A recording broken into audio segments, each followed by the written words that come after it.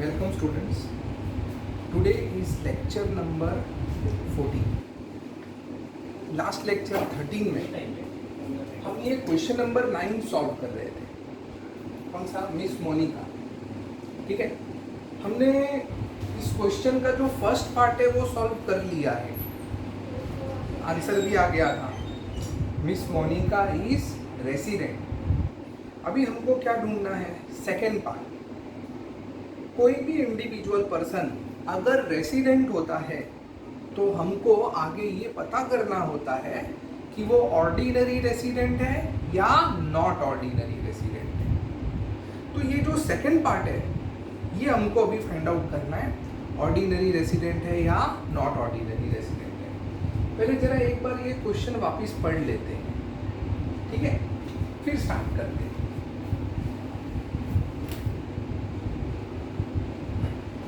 Miss Monica, a resident of USA.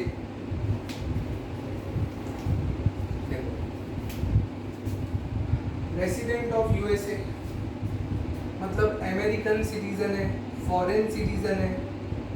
Foreign citizen है तो क्या होगा? एक्सेप्शंस में नहीं आएगी, ना एक्सेप्शन 1 में आएगी ना एक्सेप्शन 2 में. तो एक्सेप्शंस फेल हो गया. यानी अगर कल को फर्स्ट कंडीशन फेल हो गया तो सेकंड कंडीशन चेक करना पड़ेगा क्योंकि ये एक्सेप्शन में आती नहीं है. Came to India for the first time on 1 May 2013. ये अपने लाइफ में पहली बार इंडिया कब आई? मई 2013 में.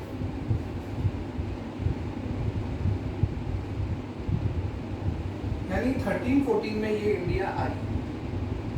बराबर. जब ये इंडिया आई तो कौन सा ईयर चल रहा था? Financial year 13-14. She came to India for the first time. बराबर. 13-14 के पहले, before, she never came to India. She stayed here without break for 3 years.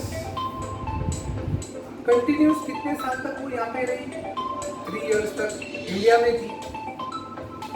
And left for Australia on 1st May 2016. 1st May 2016 को she left India, मतलब India से चली गई.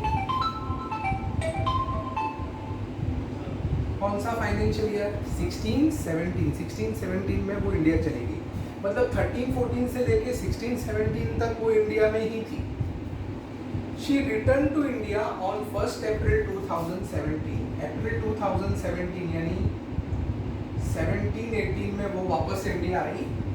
And went back to USA on 1st December 2017. मतलब 2017 में वो India I और वापस चली.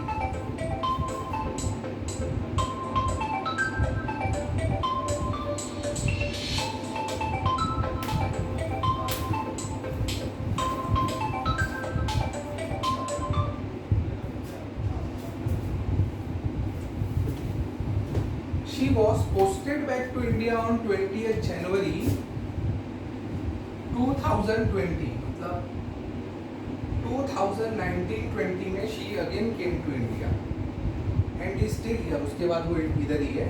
Determine a residential status for previous year ended 31st March 2020. तो इसका जो फर्स्ट पार्ट था उसका आंसर हमने निकाल लिया. She is resident.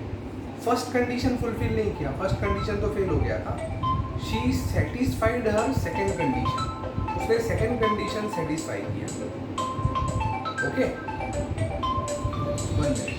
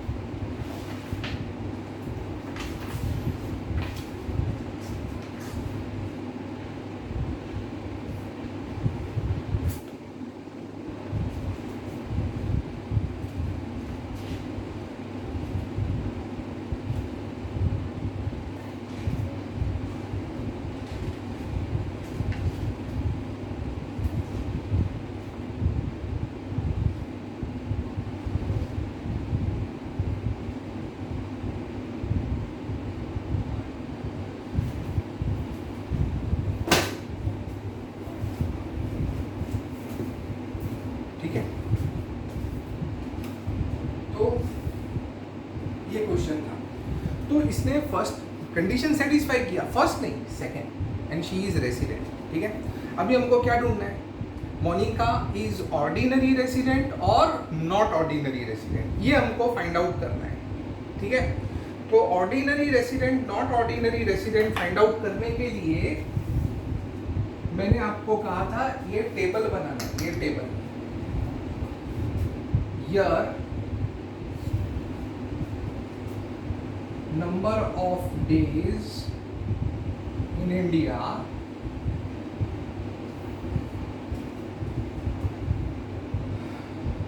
resident non-resident,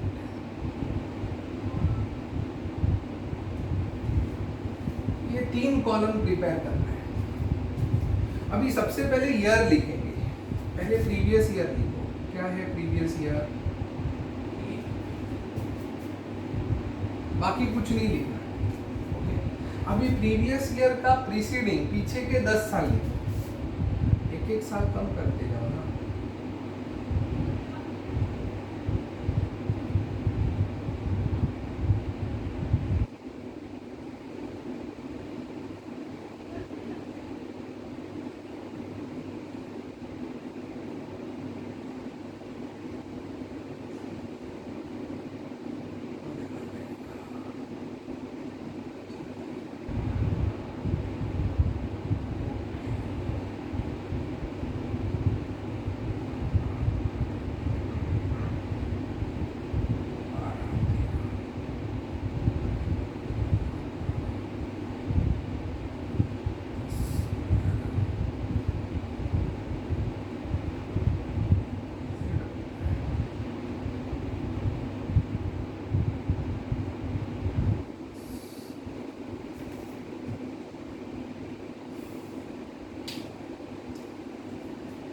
ये 10 साल,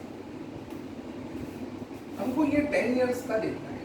क्या देखना है, पहले ये पता करेंगे कि ये 10 इयर्स में कितने नंबर ऑफ डेज इंडिया में स्टे किया है। पहला 1819 में मोनिका इंडिया में थी क्या, और अगर थी तो कितने नंबर ऑफ डेज इंडिया में थी। तो देखो 1718 को वो वापस चली गई थी, 1718 में 1 अप्रैल को आई, 1 दिसंबर को वापस गई किधर, यूएसए। फिर यूएसए से वापस इंडिया कब रिटर्न किया उसने, 1920 में, प्रीवियस ईयर में। मतलब 1819, 1718 से 1920 के बीच में कितने साल आते हैं, 2 साल आते हैं। 1819 एक ही साल आता है, 1819। तो 1819 में वो इंडिया में थी नहीं, किधर थी वो, यूएसए थी। तो ये पूरा साल वो इंडिया में थी नहीं, she was in USA, 0 days, India में नहीं थी।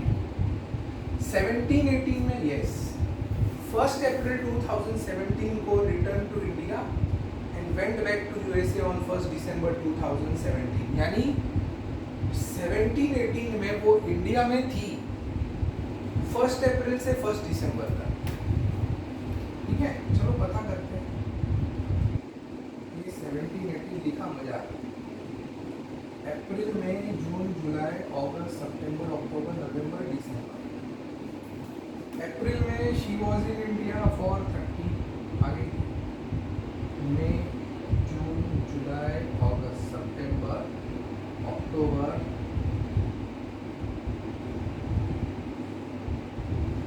नवंबर और दिसंबर में 1 दिन। ठीक है, 245 डेज हमने शायद लास्ट लेक्चर में कैलकुलेट किया था, है ना, फिर भी कंफर्म कर लेते हैं।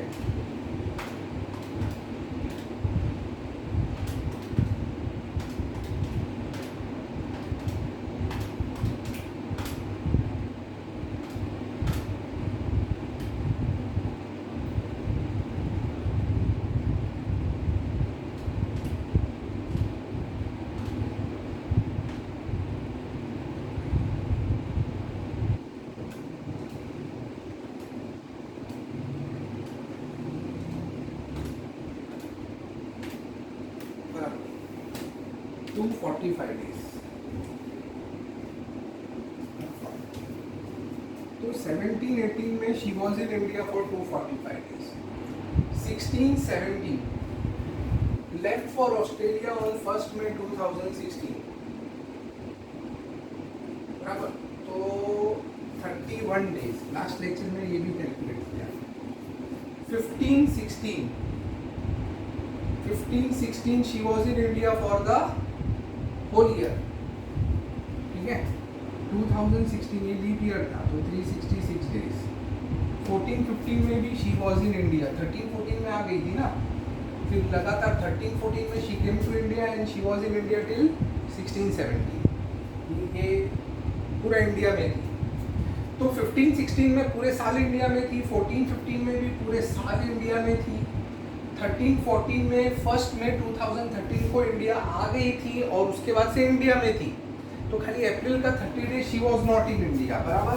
साल में 365 दिन होते हैं, तो 13-14 में 1st May को इंडिया आ गई थी, 1 अप्रैल से ईयर शुरू होता है, स्टार्ट होता है। तो सिर्फ अप्रैल मंथ वो इंडिया में नहीं थी, बाकी 1st May से तो इंडिया में ही है 31 मार्च का, यानी 365 में से अप्रैल का 30 दिन माइनस कर दो, साल में 365 दिन होते हैं। ऑलमोस्ट पूरे साल इंडिया में थी, खाली अप्रैल मंथ इंडिया में नहीं थी। तो जो मंथ इंडिया में नहीं थी उसके नंबर ऑफ डेज माइनस कर दो, 30 डेज, 335 डेज। 12-13 में इंडिया में नहीं थी, क्यों? She came to India for the first time on 1st May 2013, अपने लाइफ में पहली बार 1st May 2013 को इंडिया आई थी। 12-13 में इंडिया में नहीं थी, ये सारे इयर्स वो इंडिया में नहीं थी, ठीक है। तो पहले ये 10 साल का number of days stay in India निकाल दिया हमने कि ये सारे इयर्स में वो इंडिया में कितने दिन थी वो हमने कैलकुलेट कर लिया, बराबर। अब पता करेंगे कि वो रेसिडेंट है या नॉन रेसिडेंट है, पता है ना, 182 डेज होना चाहिए। तो यहाँ पे 0 डेज है, तो ये तो नॉन रेसिडेंट। दोनों कंडीशन फेल होगा ना, 182 डेज का भी फेल हो जाएगा और सेकंड कंडीशन भी फेल हो जाएगा। देखो इसको दोनों कंडीशन चेक करना होगा, क्योंकि ये एक्सेप्शन में नहीं आती ना मोनिका। तो अगर फर्स्ट कंडीशन फेल हो जाए तो सेकंड कंडीशन भी चेक करना है, लेकिन 0 डेज है तो मतलब ना फर्स्ट कंडीशन फुलफिल होगा ना second. Non resident 245 days, first condition satisfied, resident 31 days. यहाँ पर भी फर्स्ट कंडीशन फेल होगा, फर्स्ट कंडीशन के हिसाब से 182 डेज इंडिया में होना चाहिए, है क्या? नहीं है। अच्छा, फर्स्ट कंडीशन फेल हो गया तो क्या चेक करेंगे? सेकंड कंडीशन चेक करेंगे। सेकंड कंडीशन 2 पार्ट में, ए और बी। पार्ट ए क्या कहता है कि प्रीवियस ईयर में 60 डेज होना चाहिए, ये 31 डेज है तो भी फेल हो गए, नॉन रेसिडेंट। एक चीज याद रखना, 60 डेज से कम हुआ ना, आंख बंद करके लिख देने का नॉन रेसिडेंट। 60 डेज से कम हुआ तो, क्योंकि ना फर्स्ट कंडीशन फुलफिल होगा ना सेकंड। 366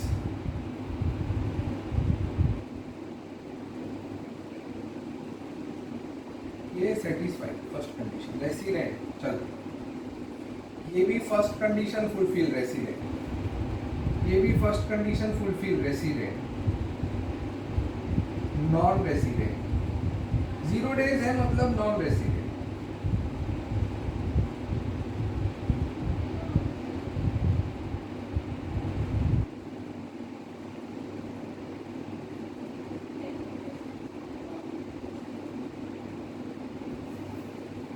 हाँ चलो देखो 1 2 3 4 4 साल, ये 10 में से 4 साल वो रेसिडेंट है।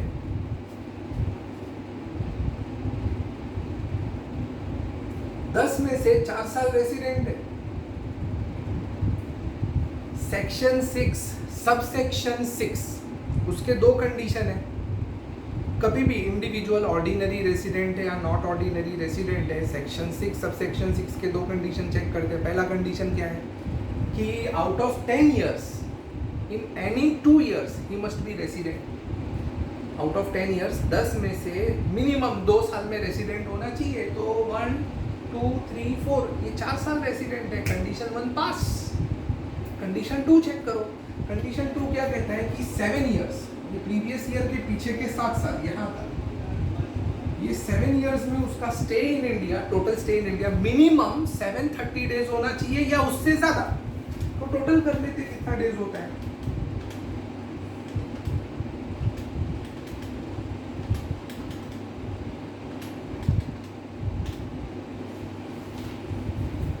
1342 डेज होता है ये 7 साल का टोटल। 730 डेज से ज़्यादा है। सेकेंड कंडीशन ऑल्सो फुलफिल, दोनों कंडीशन फुलफिल हो गया। शी इज ऑर्डिनरी रेसिडेंट, तो मोनिका क्या निकली? Ordinary resident. Section 6 sub section 6 के दोनों कंडीशन उसने फुलफिल, बराबर। अब आंसर लिखना है। आंसर तो आपको पता है कैसे लिखना है, ठीक है। पहले कंडीशन लिखना है, फिर कंडीशन का एक्सप्लेनेशन लिखना है, ओके, और लास्ट में कंक्लूजन लिखना है। चलो देखते हैं।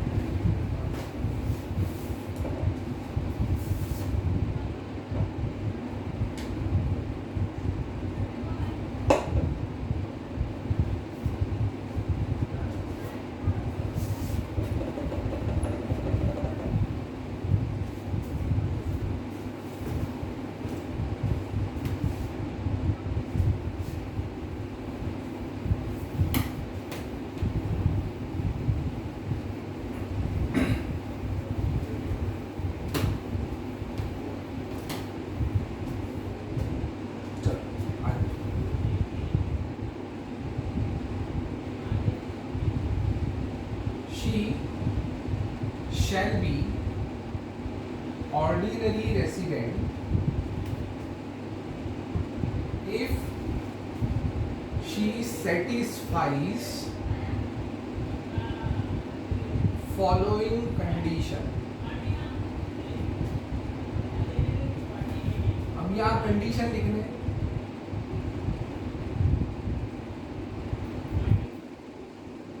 she should be resident in any 2 years out of 10 years preceding the previous year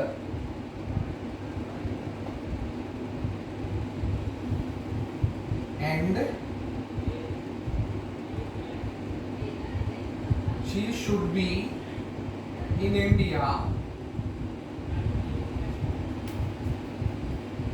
in 7 years preceding the previous year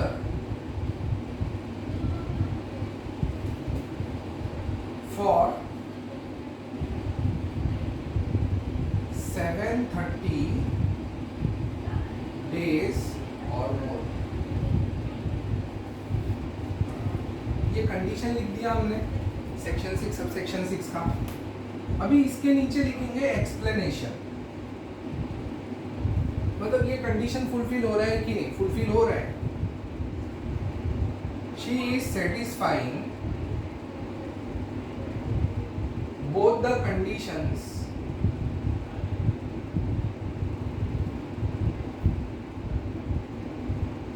of ordinary resident as she is resident in 4 years out of 10 years preceding the previous year and she was in India in preceding 7 years for 1342 days।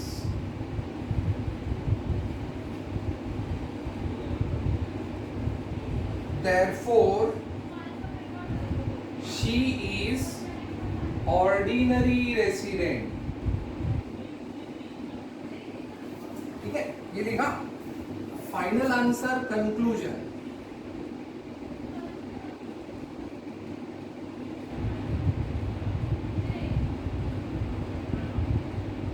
Miss Monica is resident and ordinary resident for assessment year 2021।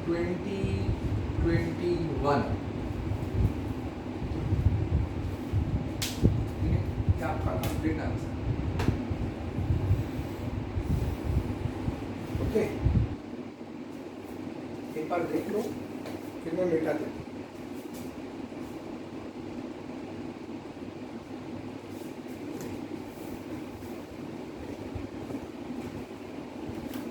ठीक है,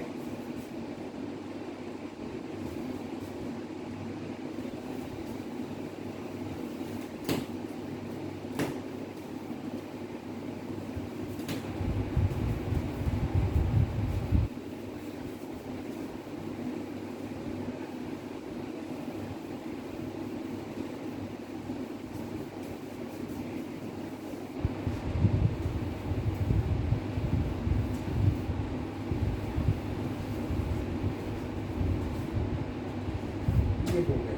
अब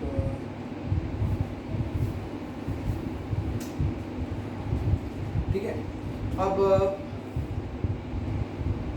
एक बहुत अच्छा question करेंगे आज। थोड़ा अलग है, जो हमने बाकी के क्वेश्चंस किए उनसे काफ़ी अलग है, बट एक अच्छा क्वेश्चन है वो। क्वेश्चन नंबर 7, ये रॉबिन सिंह। ठीक है, मैं बोर्ड पे लिख देता हूँ।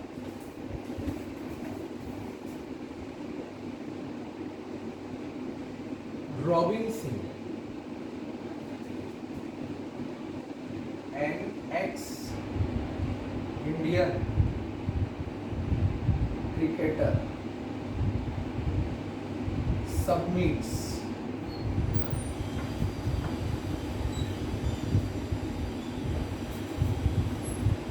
the following information of stay outside India.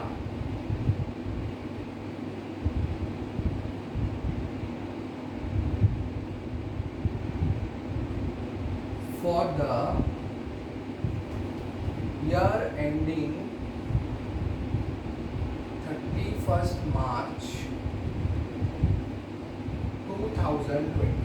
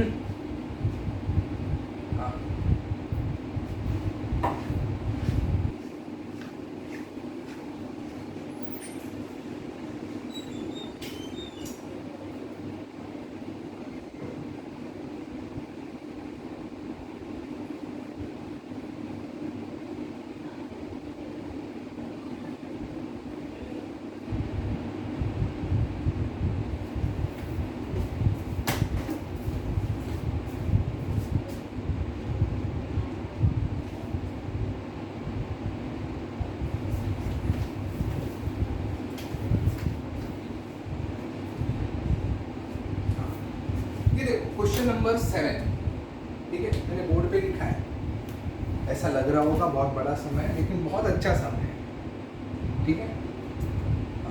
ये सम है, मोस्ट प्रोबेबली आज नहीं सॉल्व कर पाएंगे, नेक्स्ट लेक्चर में ही सॉल्व करेंगे।